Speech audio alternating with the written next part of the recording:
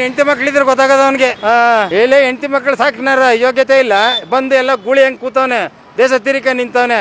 ಅವನೇನ್ ಹೇಳೋದು ಜನಸಾಮಾನ್ಯರಿಗೆ? ಇವನ್ಗೂ ಮನೇಲೆ ಕೆಲಸ ಮಾಡಕ್ ಹೇಳಿ, ಲೋಕಸಭೆಯಲ್ಲೇ ಕೂತ್ಕೊಂಡು ಕೆಲಸ ಮಾಡಕ್ ಹೇಳಿ. ಅದೇ ಅದಕ್ಕೆ ಈಚೆಗೆ ಬಂದು ಐದು ರಾಜ್ಯ ಚುನಾವಣೆ ಮುಗೀತು, ಈಗ ಬೀದಿಗೆ ಬಂದು ಎಲ್ಲ ಮಾಡ್ತಾರೆ. ಆಗ್ಲೇ ಹೇಳೋರಂತೆ ಮೆಟ್ರೋದಲ್ಲಿ ಓಡಾಡಿ ಅಂದ್ರೆ, ಇಲ್ಲಿ ಮೆಟ್ರೋ ಇದ್ದ ಇಲ್ಲಿ ಮೊದ್ಲು ಅವರು ವೆಚ್ಚ ಮಾಡ್ತಾರಲ್ಲ ದುಂದು ವೆಚ್ಚ, ಅದನ್ನ ಕಡಿಮೆ ಮಾಡಕ್ ಹೇಳಿ. ಹಿಂದೆ 25 ಕಾರ್ ಬರ್ತವೆ. ಜನಸಾಮಾನ್ಯರು ಈಗ ಮದುವೆ ಸಮಾರಂಭ ಮಾಡೋರು ಅಟ್ಲೀಸ್ಟ್ 10 ಗ್ರಾಮ್ ಇಲ್ಲದವ್ರು 5 ಗ್ರಾಮ್ಗಾರು ತೆಗಿಬೇಕಲ್ವಾ? ಏನು ತೆಗಿಬೇಡಿ ಅಂದ್ರೆ ಏನರ್ಥ? ಅವರು ಮೊದಲು ಕಂಟ್ರೋಲ್ ಆದ್ರೆ ಜನಸಾಮಾನ್ಯರೆಲ್ಲ ಕಂಟ್ರೋಲ್ ಆಯ್ತು.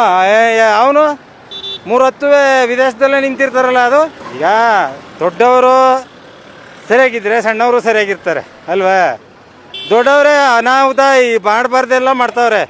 ಇಲ್ಲಿ ಸಣ್ಣವ್ರಿಗೆ ನಮ್ಮ ಜನಸಾಮಾನ್ಯರ ಮೇಲೆ ಹೊರೆ ಬರ್ತು, ಇನ್ಯಾರಿಗೂ ಏನಿಲ್ಲ, ರಾಜಕಾರಣಿಗೆಲ್ಲ ಆರಾಮಾಗಿ ಶೋಕಿ ಮಾಡ್ಕೊಂಡು ಆರಾಮಾಗವ್ರೆ. ಇವನ್ಗೂ ಮನೇಲೆ ಕೆಲಸ ಮಾಡಕ್ ಹೇಳಿ, ಲೋಕಸಭೆಯಲ್ಲೇ ಕೂತ್ಕೊಂಡು ಕೆಲಸ ಮಾಡಕ್ ಹೇಳಿ.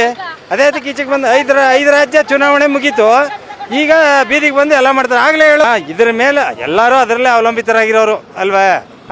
ಮೆಟ್ರೋದಲ್ಲಿ ಓಡಾಡಿ ಅಂದ್ರೆ, ಇಲ್ಲಿ ಮೆಟ್ರೋ ಇದ್ದ ಇಲ್ಲಿ ಹೇಳಪ್ಪ, ಮೆಟ್ರೋ ಇವನು ಓಡಾಡಿ ಅನ್ನಿ.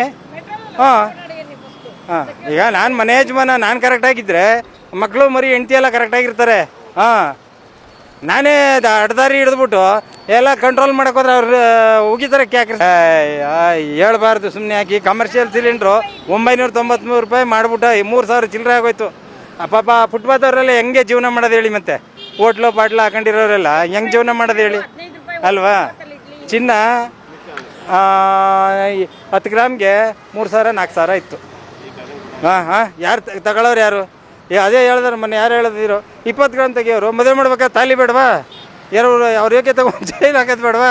ಹೇಳಪ್ಪ. ಏನು ತೆಗಿಬೇಡಿ. ಅವ್ನು ಹೇಳ್ತಾನೆ, ಅವ್ನು ಹೆಂಡತಿ ಮಕ್ಳಿದ್ರೆ ಗೊತ್ತಾಗದ ಅವನಿಗೆ. ಎಲ್ಲೇ ಹೆಂಡತಿ ಮಕ್ಳು ಸಾಕಿನಾರ ಯೋಗ್ಯತೆ ಇಲ್ಲ, ಬಂದು ಎಲ್ಲ ಗೂಳಿ ಹೆಂಗ್ ಕೂತವನೆ, ದೇಶ ತಿರಿಕ ನಿಂತವನೆ.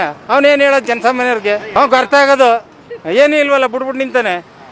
ಅವನಿಗೇನು ಗೊತ್ತಾಯ್ತು ಅಲ್ವೇ?